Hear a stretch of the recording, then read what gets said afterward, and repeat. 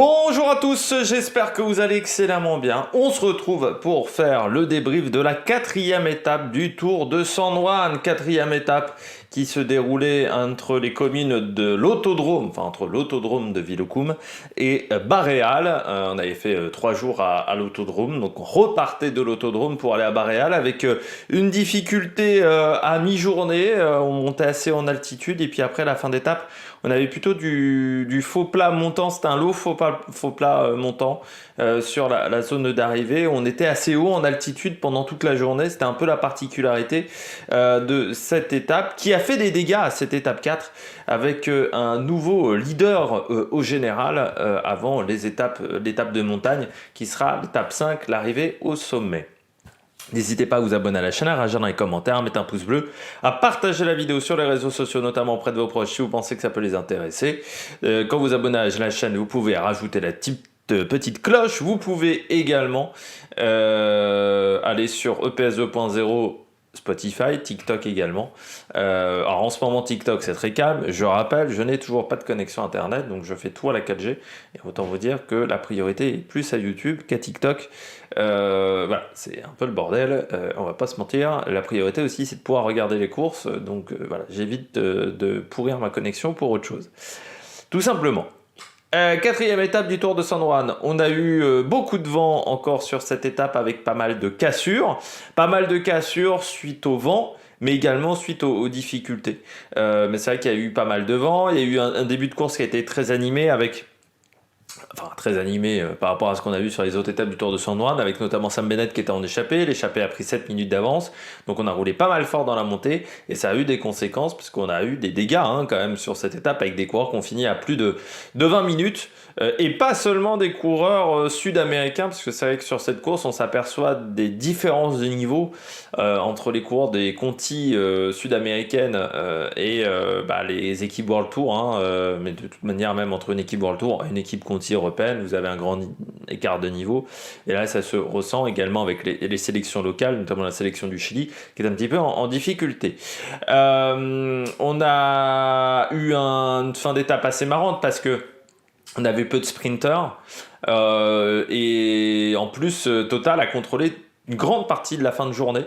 De ce qu'on a pu voir, vu qu'il y a eu encore des magnifiques soucis de faisceaux et de caméras. On remercie les organisateurs de cette course qui sont du niveau d'une course pupille, je pense, d'une course minime. Vraiment. Mais c'était une étape qui n'était pas simple et Ghana a tenté le coup. Ça n'a pas suffi. On a quand même un sprint avec la belle victoire de Gaviria et Sagan, dont on parlera dans les tops. Incroyable, exceptionnel, complètement fou. Dans cette journée où, voilà, un début d'étape rapide, qui a eu des conséquences sur la suite de la journée. Donc on a déjà des petits écarts quand même avant l'étape de vendredi, qui sera une arrivée au sommet vendredi, parce que aujourd'hui, particularité de cette course, organisation fantastique, nous sommes en journée de repos. Et oui, parce qu'une course d'une semaine, c'est trop difficile à faire d'une traite, donc il y a une journée de repos. Bon, on va revenir encore sur l'organisation. Alors, j'ai oui dire qu'il y avait un chien dans le final. Si c'est ça, c'est vraiment catastrophique. Mais il faut savoir que dans ce coin-là, en Amérique du Sud ou dans certains coins d'Asie, on a pas mal d'animaux errants. Mais bon, normalement en termes de sécurité, on doit se démerder pour que les animaux errants soient pas sur la route. Donc j'ai ouï dire ça. Moi, dans le final, je vois un coureur tomber. Est-ce que c'est pour cette raison-là? Enfin, j'ai eu du mal à voir de loin. Et en plus avec une qualité vidéo qui était pas top. Donc s'il y a des gens qui ont vu ça, n'hésitez pas à me le marquer dans les commentaires. Au niveau caméra, c'est encore catastrophique, on a encore perdu le faisceau à l'approche du final.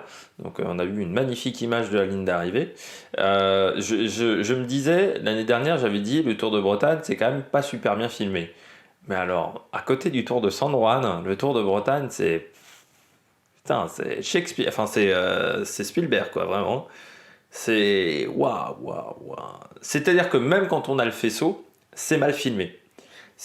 Parce que bon, il y a les problèmes de faisceau. Certains vont dire c'est à cause de la chaleur. Mais bon, si tu supportes pas la chaleur en Argentine, il y a un moment voilà, si t'as pas du matériel qui supporte la chaleur en Argentine, je pense qu'il faut changer de métier.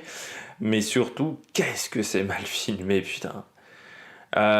C'est une catastrophe, mais je pense que c'est un truc vraiment d'Amérique du Sud de ne pas savoir filmer les compétitions sportives, parce que je sais qu'ils ont des courses de sport mécanique en Argentine et elles sont filmées de manière dégueulasse aussi, avec des caméras qui sont à 30 mètres plus loin que sur une course de Formule 1 ou d'autres courses de sport mécanique en Europe. C'est super mal filmé à chaque fois. Et parce que je regarde de temps en temps parce qu'il y a aussi au niveau sécurité, c'est une catastrophe. Et là, pareil, putain, c'est filmé comme de la merde. La caméra hélico, je crois qu'on a rarement vu une caméra d'hélico aussi haut en hauteur. Vraiment, par rapport au peloton. Il y a une différence qui est assez exceptionnelle. Même avec les drones, ils n'arrivaient pas à faire des images correctes avec les drones sur le circuit. Enfin, je trouve ça fantastique. Bon, bah les motos, j'en parle même pas, toujours trop proches. Toujours à filmer de manière latérale, ce qui fait qu'on ne voit pas l'entièreté du peloton. Et on a eu en plus le panneau publicitaire remis au dernier moment. Et oui, parce voilà, ils ont remis le panneau publicitaire quand on voyait les caméras filmées à la ligne d'arrivée. Donc là, c'est fantastique. Hein. C'est vrai qu'en termes de sécurité, on n'a jamais eu de problème avec les arches d'arrivée. C'est fou parce qu'ils ont quand même une arche en dur. Ils ont mis, je pense que la moitié du budget de l'épreuve est dans l'arche d'arrivée et dans les confettis. Ce qui n'a vraiment aucun intérêt. Hein. On est tous d'accord là-dessus, à part qu'il y a des mecs à l'arrivée qui se prennent des confettis dans la gueule. Mais surtout que les confettis, à chaque fois, sont déclenchés sur le 20e coureur à l'arrivée. Donc en fait, c'est pas le vainqueur qui se prend les confettis dans la gueule, c'est le 35e coureur. Je sais pas si vous avez remarqué aussi, il y a un mec qui est payé pour faire drapeau à damier. Je trouve ça fantastique. C'est un intérêt quand même niveau zéro, là aussi, mais bon. Et là, le panneau publicitaire qui est remis au dernier moment. Cette course est magnifique. Voilà, c'est rien, enfin au dernier moment, tu vois, genre ils étaient à 7-8 km de l'arrivée, quoi, ils étaient pas hyper loin. C'est formidable cette course.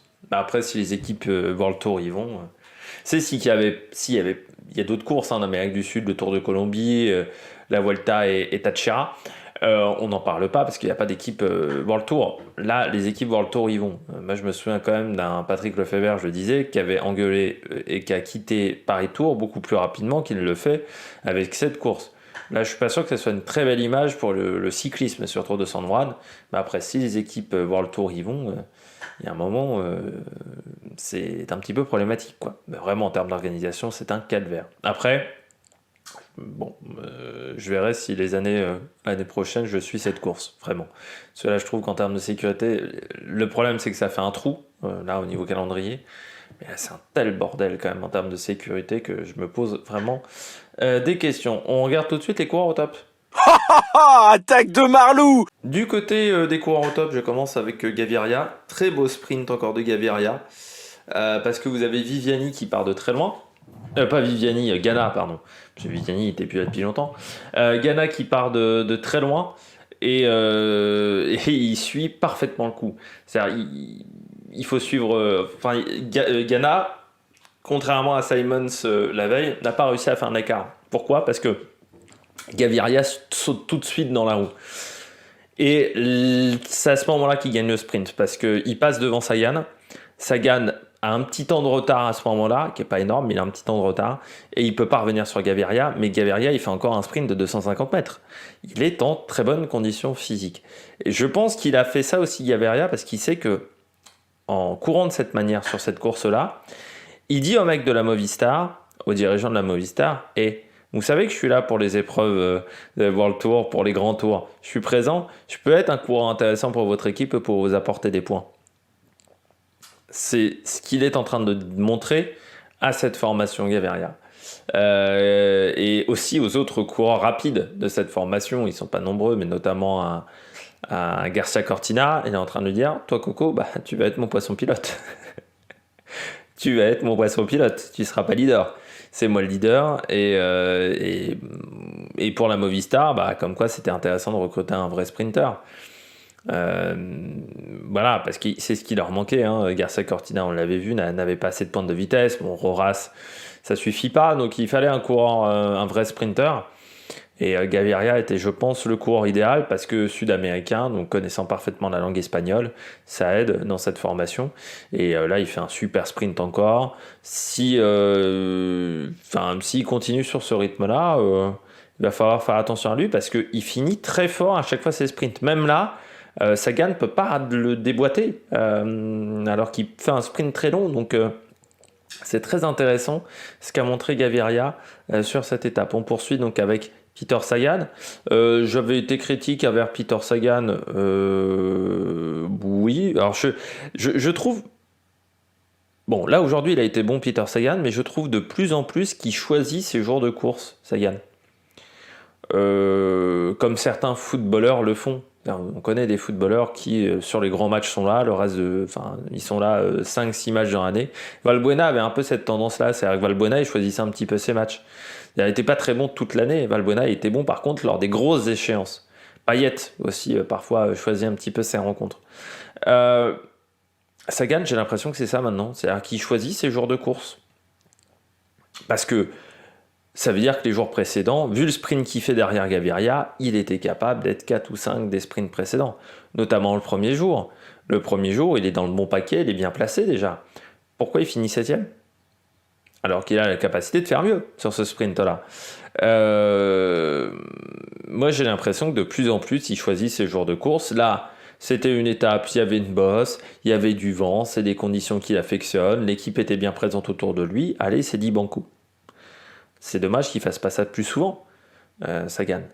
Oui, ça m'énerve un petit peu parce que moi j'ai connu le Sagan très fort, alors qui était fort et qui était chiant en plus Sagan parce que parfois il dépassait un peu les limites. Je me souviens notamment de la main au cul c'était la victoire de Gand où il met une main au cul à une fille sur le podium. Il y avait ce côté-là un peu foufou et un peu chiant, enfin foufou même qui dépassait les limites. Et aujourd'hui, Sagan, putain, t'as l'impression que c'est un vieux grand-père t'as l'impression qu'il est pareil que Valverde. Et c'est là où je me dis que les coureurs, parce que Sagan, c'est l'un des premiers coureurs qui a commencé très jeune. Il a commencé à 20 balais chez Cannondale. Et je me dis qu'on n'a pas trop de retour sur les coureurs voilà, qui ont commencé à 20 ans. Mais un Remco Evenepoel, peut-être que quand il aura 31, 32 ans, il sera dans le même état que Sagan. Je me dis, ça m'inquiète un petit peu ça quand même. Et tous les coureurs qui commencent jeunes, j'ai l'impression qu'il y en a quand même quelques-uns qui ont du mal. Tu vois, qui sont lassés très facilement, très rapidement. On le voit Thibaut Pinot. Thibaut Pinot prend sa retraite à 32 balais. Il a commencé à 20 ans aussi, Thibaut Pinot.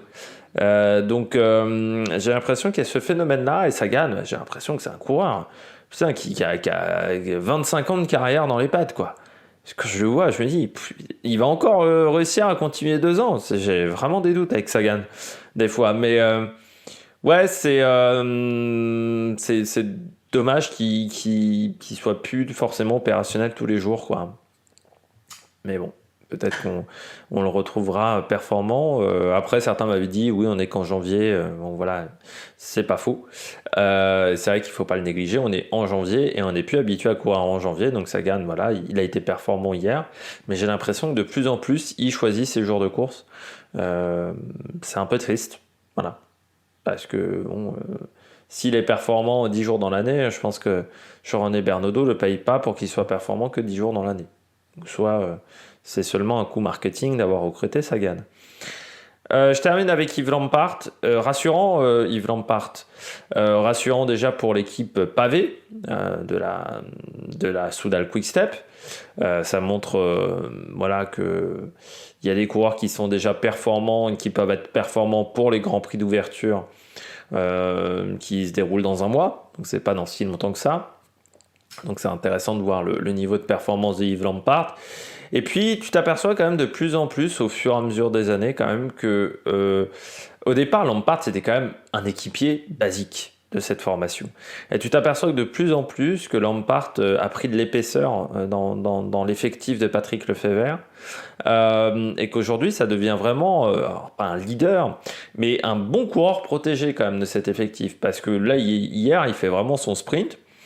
Alors le sprint est moins bien que Gaviria et Sagan, c'est pas un pur sprinter, mais il fait quelque chose de très intéressant et on le voit de plus en plus jouer sa carte personnelle et avoir la possibilité en plus de jouer sa carte personnelle. Et ça je trouve ça bien parce que y a d'autres coureurs chez Quick-Step qui n'ont pas eu cette chance-là, qui sont restés toute leur vie Gregario. C'est bien qu'un équipier monte un peu les échelons. Ça, c'est toujours très intéressant. Et puis en plus, il fait un bon sprint hier. Encore un bon placement. Il avait fait 8 déjà il y a un jour ou 2 jours. Donc voilà, ça montre aussi que Jakobsen, un peu léger parce que lâché encore aujourd'hui Jakobsen, mais c'était une étape qui n'était pas forcément facile. C'est un coureur qui passe encore pas bien les bosses, Jakobsen, et c'est un peu son problème sur les grands tours aujourd'hui. C'est que tant qu'il n'arrivera pas à passer les bosses, Jakobsen, ça risque d'être un petit peu compliqué. Les profils, les Yann Kirsipou, je pense que c'est beaucoup moins intéressant qu'auparavant. On passe désormais au bonnet d'âne. Du côté des bonnets d'âne, je commence avec Elia Viviani. Voilà. Non, mais c'est dingue avec Viviani, c'est que avant il passait les bosses comme ça, quoi. Là ça s'est pas couru non plus à 55 de moyenne, quoi, cette étape. Donc on est à 42, en sachant que la pente, c'est pas des hauts pourcentages, quoi. Encore une fois, pour Viviani. Le mec est plus capable, quoi. J'ai connu le Viviani qui est passé quand même des bosses sur le Giro et qui était plus impressionnante que les arrivées qu'on a sur ce Tour d'Argentine. Donc ouais, je suis assez surpris. Pas encore dans le coup aujourd'hui.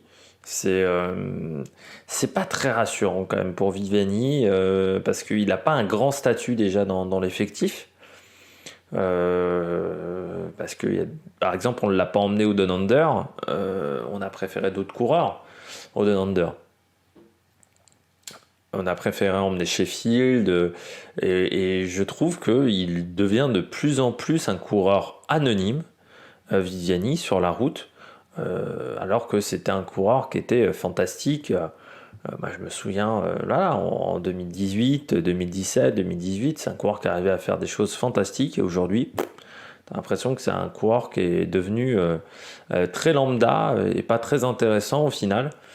Ça m'attriste toujours, c'est comme Chris Froome, c'est comme tous ces coureurs-là, voilà, qui traversent des séquences compliquées et qui poursuivent, mais des fois tu te demandes pourquoi ils poursuivent leur carrière. Et Viviani, des fois tu te demandes un petit peu pourquoi. Et surtout en World Tour, pourquoi il a choisi Ineos, moi je me dis aussi. Parce que Ineos a jamais bien emmené les sprinters, même Boasson-Hagen, même Cavendish n'était pas bien emmené à l'époque de Sky. Et c'est même presque Viviani qui a été le mieux emmené chez Sky à l'époque où il y était, parce que lui il avait eu des résultats, ce qui n'avait pas été facile pour les autres, d'avoir des résultats toute la saison, d'avoir un statut presque de leader. Mais aujourd'hui, quand tu vois comment se comporte cette formation, tu me demandes pourquoi il est allé dans cette équipe, quoi. Je me dis, il n'y avait pas une équipe italienne de deuxième division qui pouvait être plus intéressante. Je ne sais pas, aller chez Bardiani, aller chez Holo, aller dans des équipes de ce type-là. Je me dis que voilà, ça aurait pu être plus intéressant. Alors, il y a peut-être aussi un travail qui est fait par sa formation sur la piste, parce qu'on sait que Ineos, c'est quand même les restes de Sky. Je pense qu'il aurait pu le faire également dans d'autres équipes. Donc aujourd'hui, j'ai du mal à comprendre pourquoi Viviani est passé chez Ineos. Je poursuis avec un deuxième coureur flop, Sam Welsford. Lui, c'est une semaine très compliquée pour Welsford. C'est l'un des derniers coureurs européens à l'arrivée. Il finit à 19 minutes 57, Sam Welsford. Des coureurs de World Tour, c'est le dernier de l'étape. Ah non, il y a un coureur d'Astana, pardon. Il y a Syriza qui finit à 22,50. Mais c'est quand même pas foufou Welsford, et puis il n'a pas fait un sprint cette semaine, donc pas très intéressant. Le coureur d'Océanie, Sam Welsford, c'est vrai qu'il traverse un petit peu cette course de manière un peu triste. Alors est-ce que c'est parce qu'il aurait préféré faire le Down Under à domicile plutôt que ce Tour de San Juan, peut-être, mais pour le moment c'est pas évident, on va pas se mentir, pour le coureur australien qui vient d'avoir 27 ans, il y a moins de 10 jours. Il a peut-être trop fêté son anniversaire, on ne sait pas. Mais là, hier, c'était pas la folie pour l'Australien qui finit, encore une fois, 19 minutes 57. Et puis je termine avec Ghana. Vous allez me dire, pourquoi je termine avec Ghana ? Il fait 3ème de l'étape, donc Lampard fait 4. j'ai dit une petite bêtise tout à l'heure. Pourquoi tu parles de Ghana alors qu'il fait 3, il tente le coup du kilomètre, ouais. Ça, j'ai rien à dire, il tente le coup du kilomètre. Ça, c'est super, c'est une belle tentative.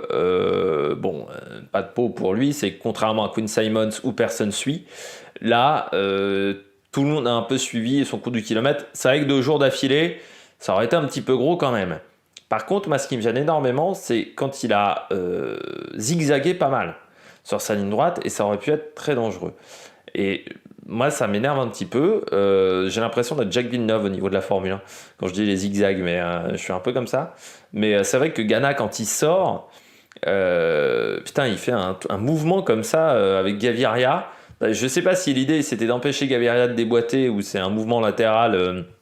Il y avait aussi du vent, hein. Donc est-ce qu'il n'a pas réussi à tenir son vélo?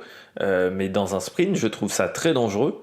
Je me dis que c'était pas forcément l'idée du siècle de la part de Ghana. C'est bien de tenter le coup du kilomètre, ça ok, c'est une bonne idée. Par contre, c'est bien aussi de le faire en maîtrisant sa machine. Et ça, c'était moins le cas, donc ça va un petit peu moins plu. Donc c'est un bonounet Dan, un petit bonnet Dan pour Filippo Ganna. Pour cette fin de vidéo, on passe à l'étape de demain, pas l'étape de ce soir, l'étape de vendredi soir. Chimbas, l'Alto del Colorado, 2623 mètres, 174 km, avec 4 difficultés au programme. On commencera avec l'Alto de Vilucum, 13 km 4 à 2,7 de moyenne, donc je pense qu'on revient autour de l'autodrome, côte de 3e catégorie. On a un sprint intermédiaire à Talascato. On arrive ensuite à Banos des Talascato, 5 km 3 à 3,8 de moyenne, côte de 2e catégorie, qui s'enchaîne avec l'Alto de la Crucecita, je sais pas si ça se dit comme ça, il fallait moins de V2 encore une fois, 18 km 1 à 2,5 de moyenne. Bon, c'était pas des côtes extrêmement dures, mais ça montre qu'on va monter longtemps. Et puis surtout, on finit avec l'Alto del Colorado, 18 km 8 à 4,4 de moyenne. C'est la seule arrivée en bosse de cette épreuve. Donc autant vous dire que pour Remco Evenepoel, Miguel André Lopez, tous ces coureurs-là, c'est un petit peu la seule chance de se montrer. Remco Evenepoel, il faudra quand même qu'il se méfie de Miguel André Lopez, parce que je pense que c'est l'un des objectifs des premières parties de saison de Miguel André Lopez. Donc je pense qu'il est en très bonne condition physique, surtout vu ce qu'il a montré sur la Volta d'Altechera, qui était la semaine précédente. Donc il faudra se méfier de Miguel André Lopez sur cette montée de l'Alto del Colorado. Il faudra se méfier également d'un autre coureur qui est dans le top 10 du général. Je pensais jamais dire ça de toute ma vie. C'est Oscar Sevilla du team Medellin, qui est 10e aussi. Voilà, Oscar Sevilla qui doit avoir 40 balais maintenant. Pas loin. Sevilla. Ouais, 46 ans même, ouais. J'étais loin. Hein. Commencé en 98 à la Calmé. Hein. Passé dans quelques équipes où il y a eu du dopage. Hein. Calmé, Phonak, T-Mobile, Rock Racing, Relax aussi. C'était pas des formations très très propres. Et ça fait depuis 2013 qu'il est chez IPM. Le coureur espagnol Oscar Sevilla, mais qui est depuis des années en Amérique du Sud. Voilà, il a une carrière en Amérique du Sud depuis des années. 2e de la Vuelta en 2001. À l'époque où sur la Vuelta, il y avait quand même pas mal de dopage. À l'époque où dans le cyclisme, il y avait pas mal de dopage en général. Mais voilà, je voulais le signaler. J'espère que vous avez aimé cette vidéo. Si vous avez aimé cette vidéo, n'hésitez pas à vous abonner à la chaîne, à réagir dans les commentaires, à mettre un pouce bleu. Et puis nous, on se retrouve pour de nouvelles aventures sur l'Amérique Production. Ciao, ciao!